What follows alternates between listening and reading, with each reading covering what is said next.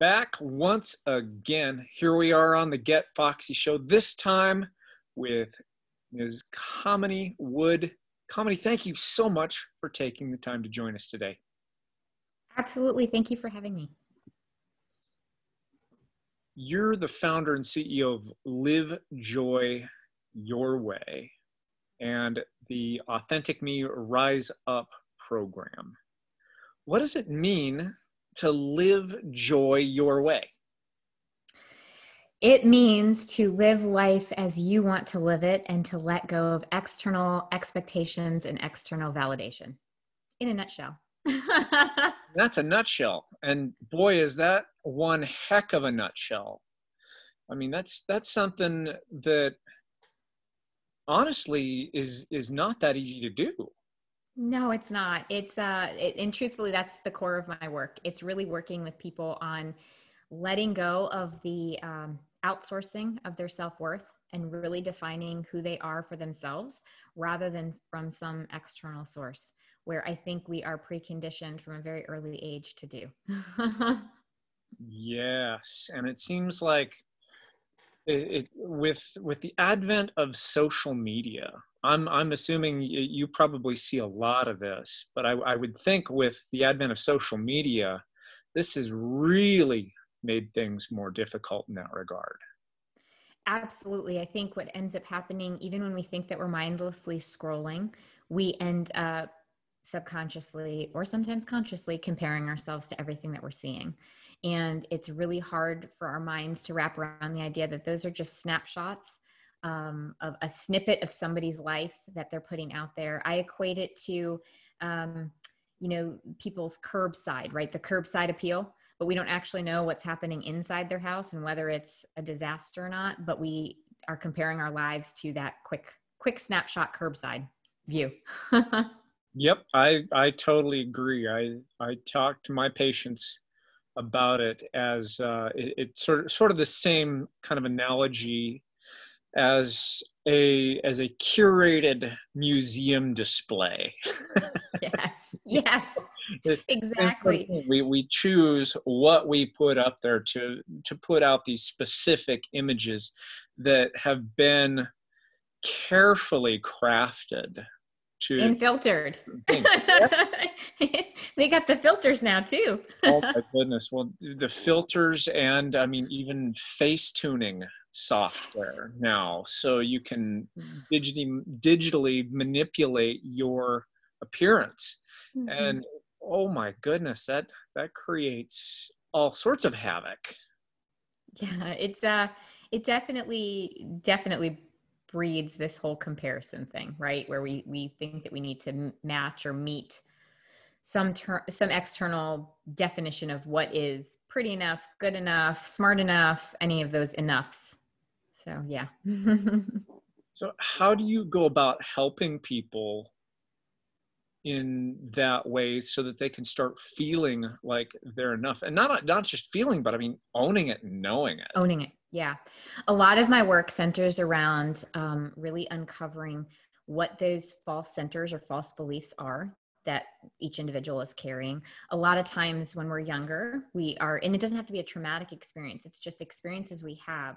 We end up internalizing those experiences or those messages we've received, and they play subconsciously in the back of our minds. And so that's where we identify with those, what I refer to as false centers. And it's about just seeing them. It's not about trying to undo it or to fix it, because we can't go back into the past, but it's about really understanding what they are, coming to an acceptance of that, and then stepping into a more generative place, no longer being reactive to it, but being generative and asking ourselves, who do I want to be? How do I want to show up? And through that powerful questioning and that work, it's about really setting the intention and the vision of who we actually want to show up as. And then what are the steps? What are the tools? What are the strategies? What are the pattern interrupters that we have to put in place in order to shift into that new way of showing up? That's big work. I had kind of a similar experience while my son was going through leukemia treatment a few years back, and he's doing so good now. But during that time, I mean, I had to kind of have break down to have a breakthrough, Yes. and Yes. learning about these stories that I grew up with and believed all subconsciously, Mm-hmm. and really beginning to question myself and saying, wow, I can't believe I just thought that. And why am I thinking in this way that isn't necessarily serving me or my family? And just starting to develop that awareness, first of Mm-hmm. all, Mm-hmm. of, wow, I just thought that. Holy moly. Right. Right. And then stepping into ownership of it, right? Owning Yeah. how we're showing up and and especially in relationships, I see this oftentimes where I'll hear clients say, I keep dating the wrong person. And it's about really unpacking and figuring out how are we showing up in that dynamic? Because when we finally become aware of that and own it, that's when we can start shifting into a new way of showing up. Oh my goodness. Yes. And just the amount of, what do I want to say here? The awareness of those stories, I mean, has really helped in strengthening my marriage relationship. Because I'd have these stories in the back of my head. We'd get in an argument or something, and there'd be a little Yep. voice in the back saying, "Oh my gosh, she's so malicious. Oh, she did that on purpose." Or, rah, rah, rah, rah, rah. Yep. And then I'd have to step back and go, "Wait, no, is that really true? I mean, this is a woman you've been together with for darn near 20 years. Is she really that malicious, or is there something else going on here? Because she does love you. So what's the real thing happening?" And examining that dynamic Mm-hmm. and going into that, man, that's been huge for my relationship.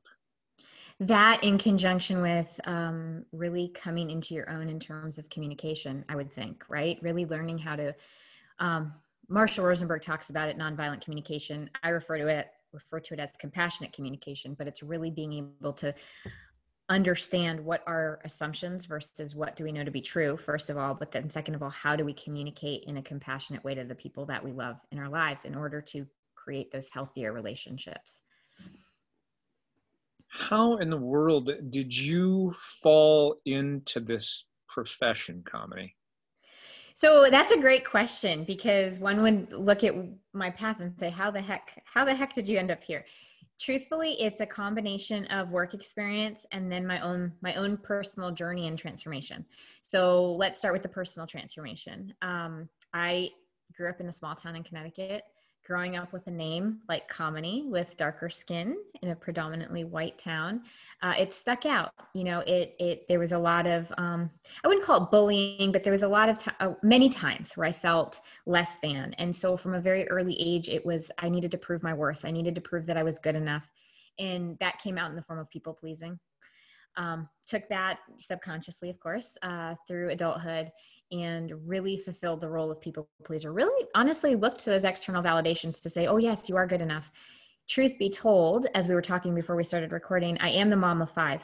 And my children were my catalyst, because when I saw, especially my middle daughter, repeating that whole people pleaser attitude, I need to put everybody's needs before mine, really in deference to other people over her own needs, it was the wake up call for me personally that I needed to shift. I needed to make the changes necessary and show up differently in order to lead my children by example.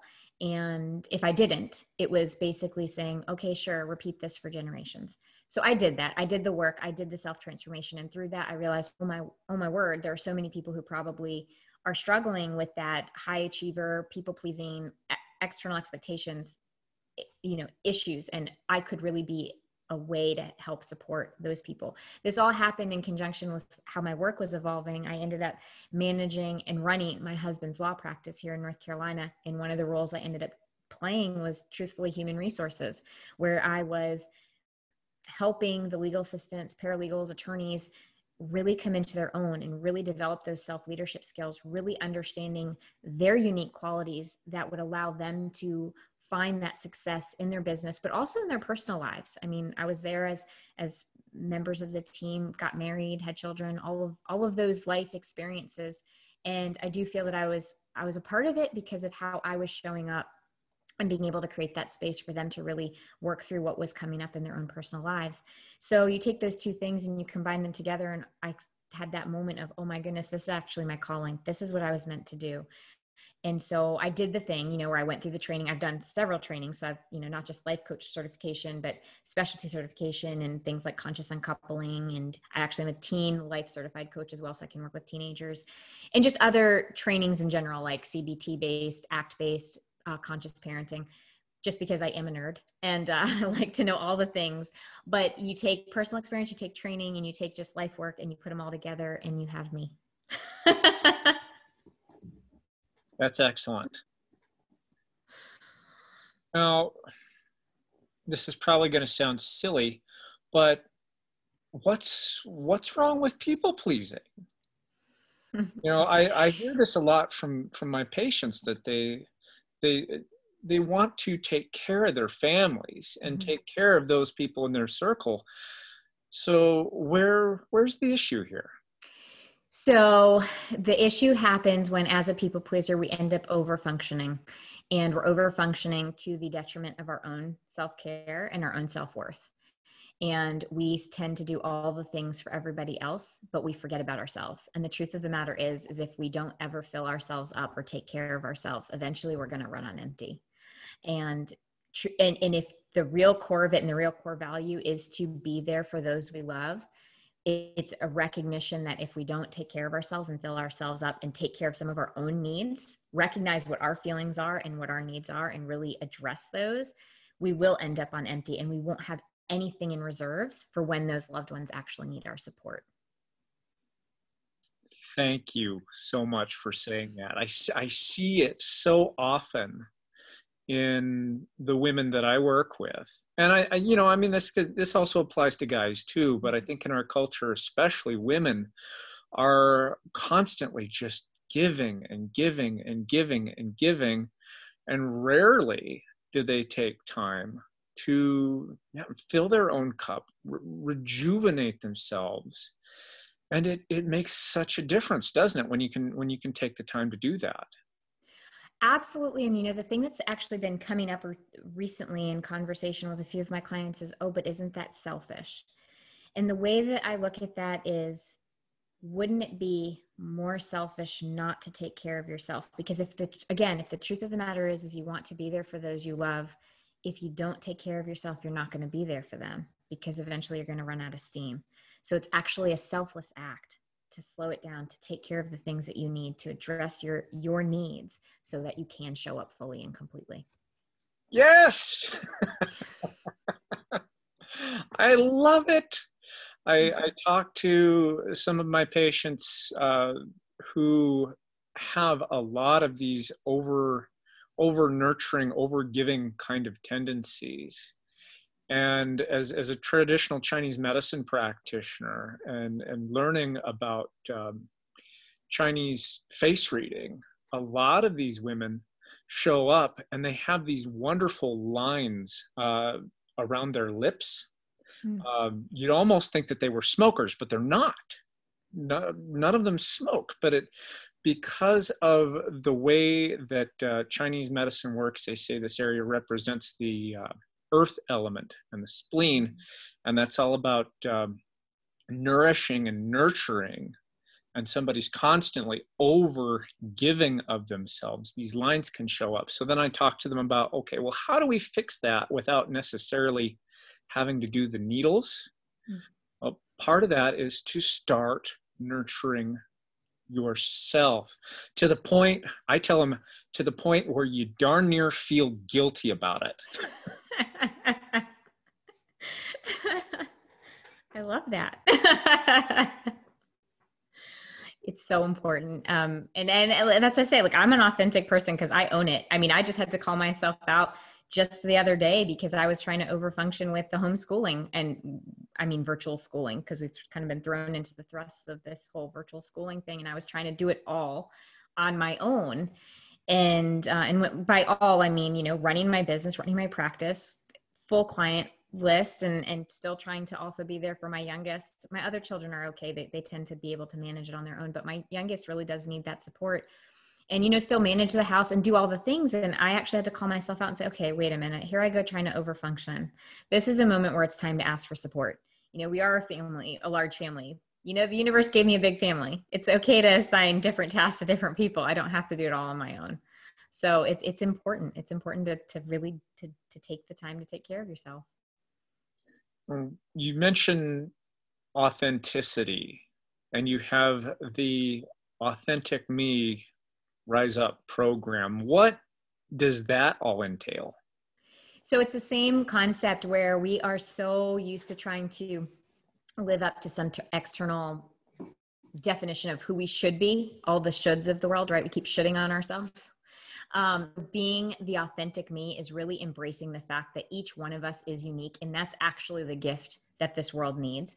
If we are all carbon copies of each other, it gets pretty bland pretty quickly. It's when we bring our authentic self, our unique self, that this world is colorful. And that's where we get to learn and we get to grow, because we are all so different. And so it's so important in my work with my clients is to really have my clients recognize that they can be visible to themselves first and foremost, accepting of themselves, and that their authentic self is exactly who they're meant to be. That's big stuff right there. So take a second listen. If y'all are listening on the podcast, take a second listen to that, because that right there is big stuff. Being authentic and true to who you are makes you so much more relatable and more human, does it not? Absolutely. It is when we are not authentic that it becomes, and especially a tangent, but in the coaching world, it's when we try to portray something that we're not, that we actually don't see the transformations in our clients. It's the truth of the matter is, with the work that I do, I show up exactly who I am, the human that I am. And that's when the real gold happens, right? Because I'm not anything but exactly who I am. So in the moments like yesterday, when my daughter was having a total meltdown whilst I'm coaching a client, I owned it, because that's my reality right now. And that makes me exactly who I am. And it also gives my clients space to be exactly who they are. And it's so nice to be in that space. It is freeing. It is absolutely freeing. That. I'm curious, Kamini, what is your definition of Foxy? Since this is the Get Foxy show, I ask this of everybody. Yeah. What is your definition of Foxy? What does Foxy and being Foxy mean to Kamini Wood? Being Foxy to me, of course, is being authentic, right? Because that's my thing. But it's also living in integrity, but not integrity just with others. It's living in integrity with yourself. Keeping that word to yourself is incredibly Foxy. What does that look like? It looks like when you make a commitment to yourself, you honor it. It looks like being truthful to yourself. It looks like when you need support, asking for it. When you are feeling sad, letting the emotion happen. It means being truthful, really being truthful to who you are, what you feel, what you need. And like I said, keeping your word to yourself, because honestly, if we don't do that with ourselves, how can we expect to do it with other people in relationship? Who in your world right now do you think kind of embodies that foxiness? Who in my world? Yeah. I would love to say my personal family.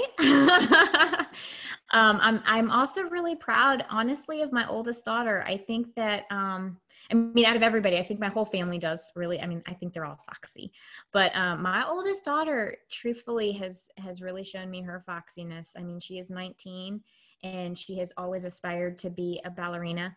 And people have questioned it, family, friends, external people. And then, of course, the pandemic hit and the fine arts really kind of shut down. And she she held true to what she wanted. She kept her word to herself that she was going to continue no matter how hard it got. And she ended up finding a company that offered her a contract. And sure, it took her across the country from me, but you know, she kept her word to herself, and she honored herself and her needs and wants and desires. And I think that that's incredible. Now that is something to be proud of right there. Yes, indeed. We all have these times where we don't necessarily feel quite so foxy. We fall off the foxy wagon. When there was a time when you weren't feeling so foxy, what did you do to reclaim it? Yeah, so this really, I think it wasn't a moment necessarily. I think it was that whole transformation that I went through. But my unfoxiness was when I really realized that I had given away my power.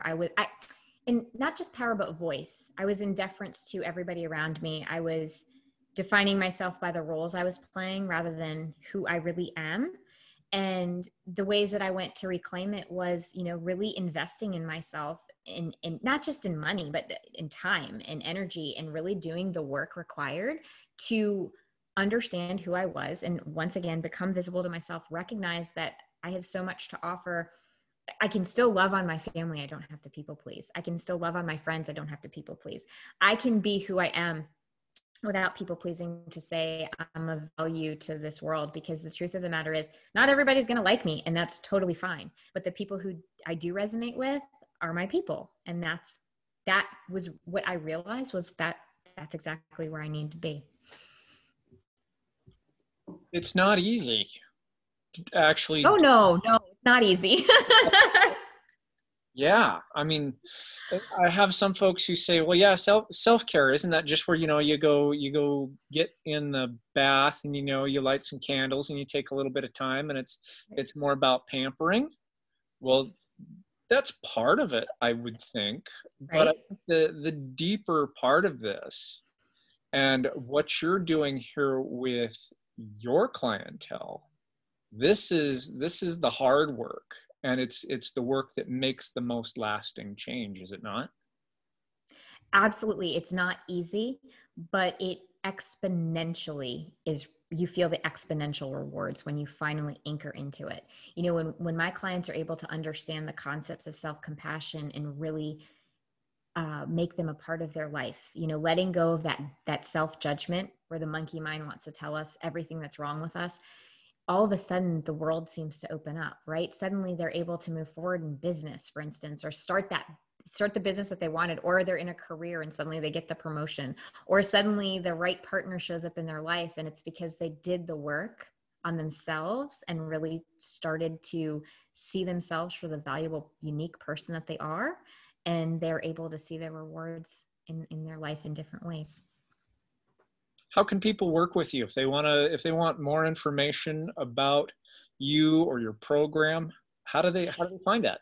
Yeah, so if they want to chat with me, I offer complimentary calls. They can just book a time at chatwithkamini.com.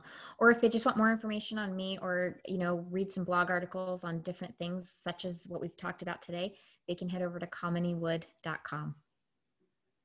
Kamini, thank you so much for taking the time today. You are doing the world such a great service by helping people really get down into the nitty-gritty of themselves and open up and be that authentic person they are. That is such huge work, and I want to thank you and honor you for doing that work. Thank you so much for having me. I've really appreciated spending this time with you.